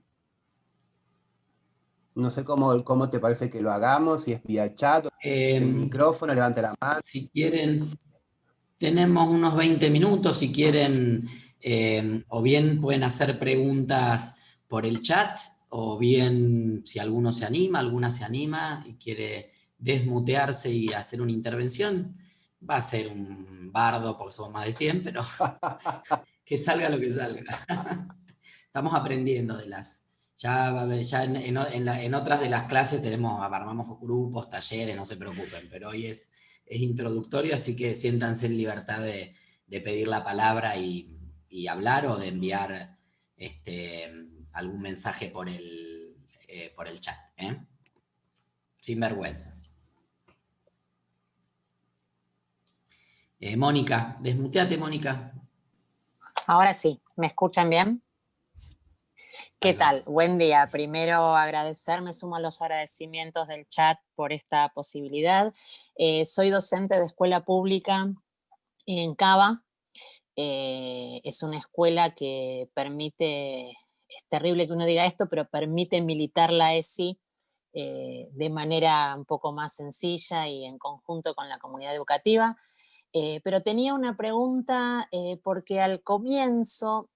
Diego, si no me equivoco, comentaba acerca de que la ESI permite o está como más habilitado lo no binario. Y yo todavía sigo viendo en contenidos, en la currícula, en el material que utilizo para trabajar con mis alumnos, una estructura binaria, ¿sí? No, el material que utilizo para trabajar infancias trans no lo provee el Estado, no lo provee la coordinación de ESI en Cava. Bueno, nada, simplemente quería preguntar eso para ver si por ahí hay material del cual yo no estoy enterada. Y bueno, básicamente, a ver, por ahí, para ser más concreta, ¿no? Muchas veces nos pasa, por ahí no sé si tanto en mi escuela, yo milito en algunos otros espacios también, pero muchas veces pasa que las familias posiblemente cuando vos traes un material para trabajar, y sobre todo en esta situación actual de la virtualidad, donde trabajamos videos, textos que mandamos a través de la virtualidad, preguntan de dónde se obtienen, y bueno, desde la dirección y desde supervisión siempre está el sesgo de que el material que se utiliza sea proveído por el Estado, por el Ministerio, o por algún organismo gubernamental. Entonces, bueno, quería saber si podían aportar sobre esto. Gracias, Mónica. Si les parece, escuchamos el aporte de Natalia y de Ramiro también, que pidieron la palabra, y ahí charlamos un poquito de esto. Les pedimos aportes breves y concretos, así como el de Mónica, así aprovechamos este tiempito que tenemos. Perfecto. Bueno, buenos días a todos. Primero que nada, agradecer por la oportunidad. La verdad que es muy enriquecedor lo que dice cada uno. Estoy muy entusiasmada con lo que viene pasando hasta el momento. Quería hacer, bueno, hablaría de un montón de cosas, pero se me viene a la mente que en el 2018 yo participé del Encuentro Nacional de Mujeres, y en ese encuentro hubo un taller en el que se englobó, digamos, a todos juntos, a travestis, trans y géneros no binarios, y la verdad que fue un problema muy grande porque travestis y trans ya estaban hablando de militancia y de ampliar derechos y demás, y géneros no binarios era la primera vez que se encontraban, así que cuando comentabas esto bueno, comentaban todo eso en realidad, de generar los espacios, es muy importante esto que está pasando. Con les chiques, bueno, pasó que hicieron su taller por fuera de lo que estaba estipulado, y el año siguiente ya pudieron como hacerlo de forma formal, y me parece que es súper importante. Y bueno, hablaría más cosas, pero quisiera ser breve, así que bueno, muchas gracias. Gracias, Nati. Ramiro Rodríguez. Todos los agradecimientos que se hicieron por el chat y lo que hicieron antes.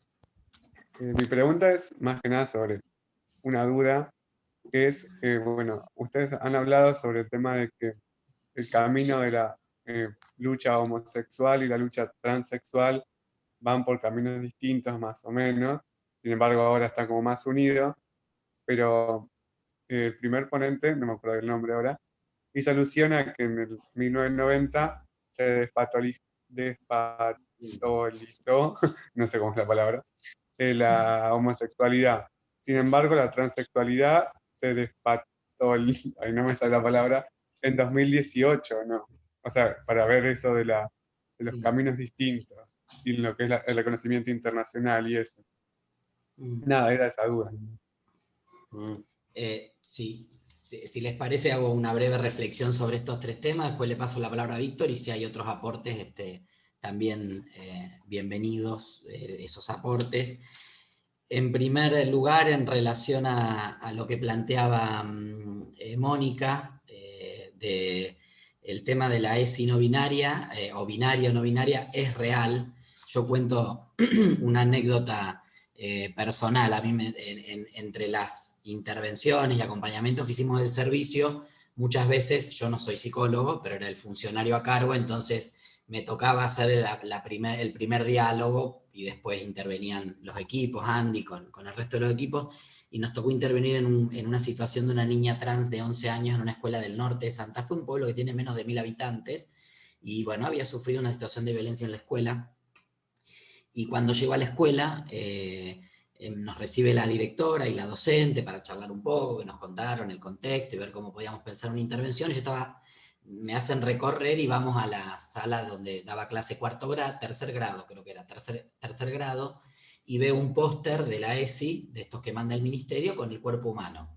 Y nombrado, pene, testículo, vulva, todo. Y yo, que soy, claro, tengo 42 años y soy de la época en que la educación sexual integral era que te enseñaran que a las mujeres a alguna edad les venía y tenían que usar toallita siempre libre, y eso era toda la educación sexual integral que recibíamos, me emocioné, porque digo, a un niño o niña de segundo o tercer grado le cuentan que el pene se llama pene, que la vulva se llama vulva, que tal cosa y que tal otra.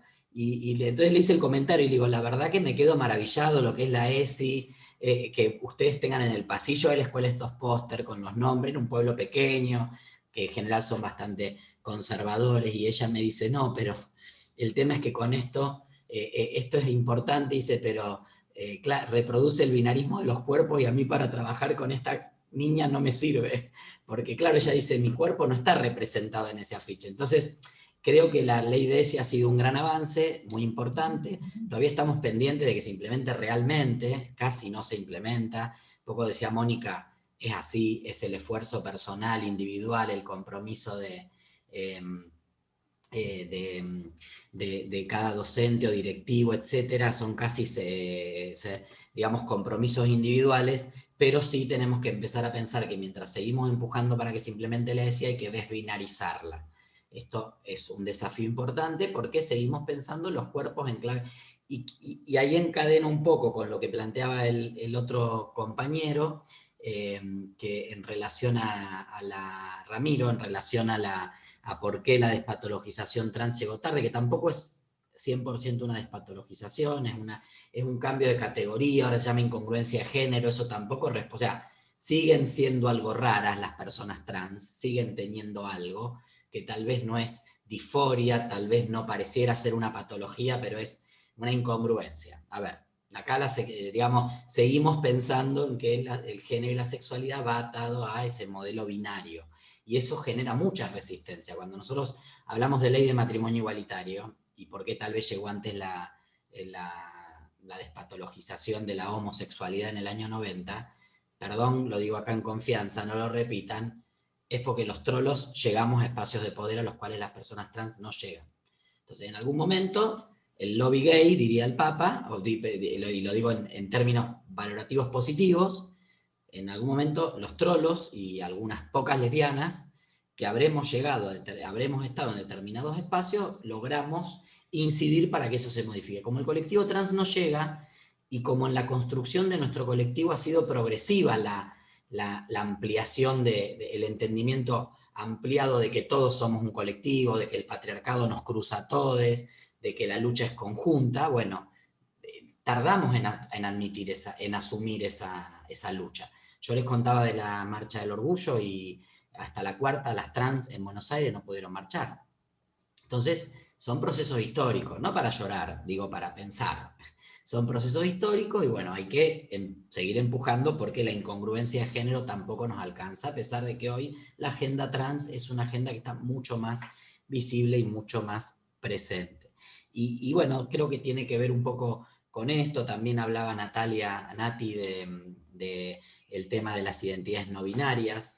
Pasó algo similar con los varones trans. Los varones trans son sujetos políticos recientes. Cuando nosotros vemos, si yo les compartiera, se los puedo compartir, no hay ningún problema. Ahí me piden algunos materiales que nombré de Santa Fe, está todo en el Classroom, lo van a ir recibiendo, quédense tranquiles. Pero digo, si vemos la cantidad de reconocimientos de identidad de género, separados por género, pensando en binario, ¿no? Varones trans, mujeres trans, de 2012 a 2019, al menos en Santa Fe, que lo tenemos año por año, vamos a ver cómo varones trans empezaron siendo el 8% de los reconocimientos por año y terminaron siendo el 60%. O sea, en los últimos años, más visibilidad, más ejercicio del derecho, más empoderamiento, más constitución como una identidad política. Y esto es lo que está pasando con las identidades no binarias. No estaban en el mapa, en la agenda. Cuando yo era presidente de la Federación LGBT no existían las personas no binarias, no es que no existían en la agenda política de las organizaciones. Y hoy son parte de las demandas y de las acciones y de la demanda judicial y de la demanda por visibilidad a nivel social. Entonces creo que estamos en un proceso, con esto termino, me reextendí, perdón, pero digo, estamos en un proceso donde estamos viviendo, diría casi por primera vez en la historia, una transformación profunda en tiempo real, en tiempos acelerados, como se vive todo ahora, y en la cual estamos viendo rápidamente las transformaciones y modificaciones que han producido los cambios. Otras generaciones, quienes lucharon contra la esclavitud, probablemente murieron esclavos, y tal vez sus hijos e hijas nacieron libres, entre comillas. Nosotros luchamos por leyes de las cuales estamos ejerciendo el derecho. Colectivo feminista y de la disidencia o de LGBT, de la diversidad, lucha por el derecho al aborto para las personas con capacidad de gestar va a ser una realidad y va a abortar quien así lo decida, quien decida sobre su cuerpo. No es que mi hija va a abortar. Hoy ya la generación de las hijas, de los hijos de las hijes, ejercen el derecho a la identidad, se casan por el matrimonio igualitario, se separan por el matrimonio igualitario, y van a ejercer también el derecho al aborto. Así que me parece que un poco es pensarlo en esta clave. Vic. Sí, no mucho más para agregar en esa misma línea. Coincido con lo que planteaba la compañera Mónica. Claramente tenemos una ESI que todavía, por ahí voy a ser un poco más ñoño y crítico. La ESI en realidad no es muy expeditiva ni aclaratoria en temas de diversidad sexual en general, como están planteadas, porque encuentren una sola entrada en los cuadernillos aportados y demás vinculados a diversidad y LGBT, y claramente no lo van a encontrar. Y a la hora de, por ejemplo, yo soy profe en psicología educacional para psicólogos y profesores y formación docentes, y cuando he tenido que agarrar mano sobre eso, de ese cuadernillo, que está buenísimo, es como, bueno, ahora me tengo como para que me reinventar para pensar una ESI con perspectiva de disidencia sexual, porque el propio material por ahí no lo aportaba. Sí recuerdo que lo estuve trabajando con unos estudiantes este cuatrimestre en una de las carreras donde laburo, que por allá cuando la federación se encargó en su momento, encontré esta revistita, no sé si por ahí se alcanza a ver, que se llama Educación Sexual Integral para charlar de la familia. Esta revista sí incluyó cuestiones vinculadas a diversidad. ¿Por qué? Porque estuvo la federación dando vuelta detrás de eso, estuvo tensionando la federación para que eso sucediera, ¿no? Entonces por ahí medio pensar en la formación como actores y, sí, bueno, se repartieron acá en Cava, bueno, te imaginarás que yo vivo en una región así un poquito conservadora, ¿no? Algunas provincias lo devolvieron empaquetado directamente. De todas formas eso lo llevo a lo que les invité, ¿no? A tensionar los trayectos formativos, ¿no? Me sirvió más en su momento para pensar, no sé, el material de Cetera, de un librito que anda por ahí que también lo tengo, sobre educación sexual integral, etcétera, porque incluía perspectiva de diversidad y de disidencia, y no así los materiales de Nación.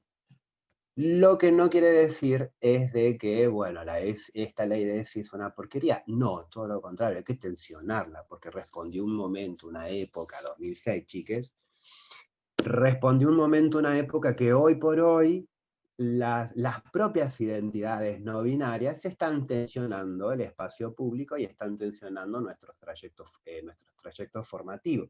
Como les dije, yo vengo del palo de la psicología, de la tribu de los psicólogos y las psicólogas, y estos debates, por ejemplo, sobre el lenguaje inclusivo se está habitando, ¿no?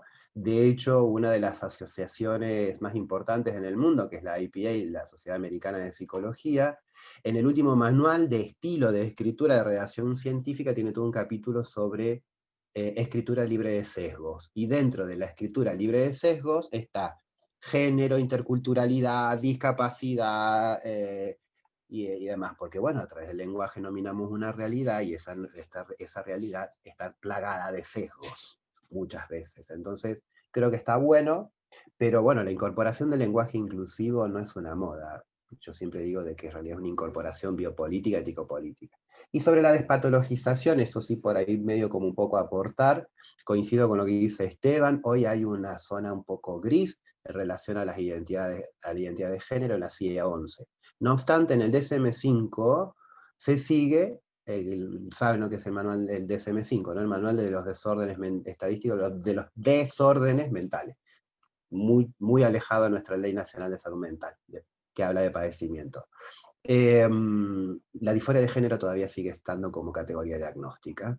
Y en la CIE 11, que todavía no es vigente, ahí aparece lo que dice el Esteban sobre que hay como un cambio de categoría, pero la actual y la vigente es la CIE 10, y la CIE 10, acabo de chequearlo por las dudas para no decir cualquier burrada, todavía transexualismo, travestismo de rol dual y trastorno de la identidad de género en la niñez siguen estando como categorías que pueden ser usadas para el diagnóstico por identidad de género. Pero nosotros tenemos en nuestro país la Ley Nacional de Salud Mental, que gracias a esa ley nos permite habitar, ¿no? Ley de identidad de género, matrimonio igualitario en temas de legislación nos ayudan, pero para pensar la despatologización en el terreno de las infancias hay que hacer carne la Ley Nacional de Salud Mental.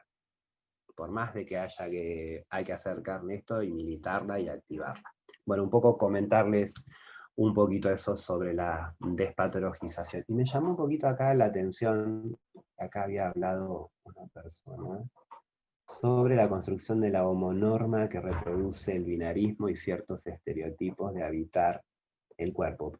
Creo, bien lo dijo Esteban al principio, todos y todas estamos atravesadas por el patriarcado, el heteropatriarcado y el binarismo, ¿no? Y se reproducen también prácticas binarias, digamos, en ese sentido, pero lo importante es de que estamos en un seminario que nos va a brindar muchísimas claves para poder ir tensionando nuestros propios discursos en relación a eso. Ana, sí. No, que quería traducir un poco en lenguaje de orga. ¿Vieron esa frase que dice, lo puto no quita lo facho? Sería la síntesis de la heteronorma y etcétera. Ahí estaban Daniela y Pablo, también querían aportar algo, les pedimos brevedad porque tenemos 2 minutitos nomás. Así que se desmutean Daniela Megra y Pablo, no tiene apellido. Se desmutean y hacen un breve comentario. Hola, buenos días a todos, a todas y a todes. Bueno, en realidad fueron después, luego Pablo y Víctor respondiendo un poco o aportando un poco lo que yo quería mencionar respecto a la ESI. Yo trabajo como tutora de ESI para el programa nacional del Ministerio, en capacitación docente, y bueno, en relación a lo que decía, creo que era Mónica, la docente de Cava, la compañera que está hoy aquí. Baja, por favor, un poquito. Bueno, disculpe. En realidad, bueno, nada, decía esto, ¿no? Por supuesto que la ESI, pensemos que es una ley previa a la ley de identidad de género, una ley que tiene más de 12 años, y sin embargo, yo me doy cuenta porque al trabajar con docentes de todo el país, puedo comprobar y ver que todavía siquiera hemos podido afianzar una base, ni siquiera en lo binario que es la ESI.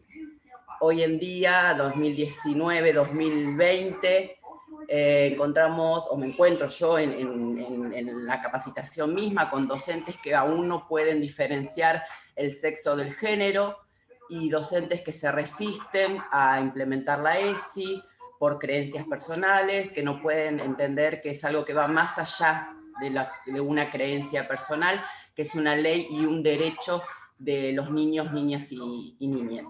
Entonces, bueno, me parece que hay mucho trabajo por hacer y que por supuesto que la ESI está atrasada, por supuesto que no responde a todas estas cuestiones del colectivo LGTB y más, pero me parece que es esencial incorporar y entender una vez por todas que más allá de las creencias como docentes o como personas que podamos tener, el rol del docente requiere de este compromiso político y social con los derechos de niñas, niñas y niñas.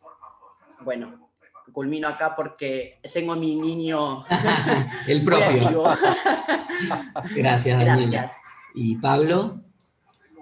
Hola, buenos días a todos. Bueno, primero quería agradecerle a Anita Ruiz la invitación. Yo soy profesor de educación física, estoy trabajando en el departamento de Deportes y de Educación Física de la Universidad Nacional de Mar del Plata, y bueno, ya hace varios años que de alguna manera empezamos a autocapacitarnos, porque justamente lo que está diciendo recién Daniela, me parece que si uno es medio inquieto y se pone a investigar y a meterse es porque nace de uno, pero justamente quería de alguna manera preguntar, digo, si realmente porque yo trabajo no solo en el ámbito universitario, sino también soy docente de educación física en jardín, en primario y en secundario, entonces es como que en municipal, provincia y privado, como sabrán los profes de educación física, lamentablemente tenemos que desplazarnos, trabajar en un abanico de horas importantes para poder realmente tener un sueldo medianamente digno. Y bueno, la verdad que puedo contar muchísimas cosas, no me voy a detener pues sé que no hay tiempo, pero realmente somos, con todo el respeto del mundo, unos grandes analfabetos en este tema. Creo que falta muchísima capacitación. Yo me siento todavía, ya hace 4 o 5 años que vengo capacitándome, creo que estoy lejísimos de realmente entender muchas cosas. Me parece que sí hay un gran desafío, no solo desde la ESI, porque la ESI es algo que se baja, ¿sí? Y cada uno tiene una lectura y una interpretación totalmente subjetiva, pero me parece que falta ese acompañamiento desde las capacitaciones de personas, como yo los escucho y hablo a ustedes, que están súper entendidos, ¿sí? en esto, nos puedan brindar esa apertura y esa claridad con la que uno puede llegar a entender las cosas desde otro punto de vista. Así que nada, y no solo agradecerles por este espacio, sino realmente celebro porque a mí en los últimos 4, casi 5 años, he encontrado dentro de mi profesión y en lo que hoy vivo como mi familia y demás, muchísimas cosas que para mí son nuevas. Entonces, realmente me gustaría que el departamento nuestro tiene 24 profesores, desde 32 años a personas que tienen 32 años de antigüedad. Y en esa variabilidad de edades, justamente no, cómo están sesgados y con pocas ganas de aprender o querer entender. Así que bueno, nada, quería preguntarles a ver si hay realmente proyectado acompañar toda esta parte legal y de alguna manera en ordenanzas, en lo que sé, si además si hay planteado a posterior, de todo a posteriori de esto, capacitaciones para docentes. Creo que somos los que estamos en contacto muchísimos con diferentes edades. Te hablan, Esteban. Sí, gracias.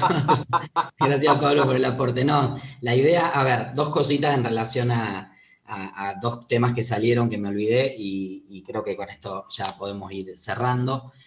En principio, terminado el seminario, en principio de diciembre se va a estar presentando una guía que venimos trabajando y de la cual también nos vamos a nutrir algunos insumos.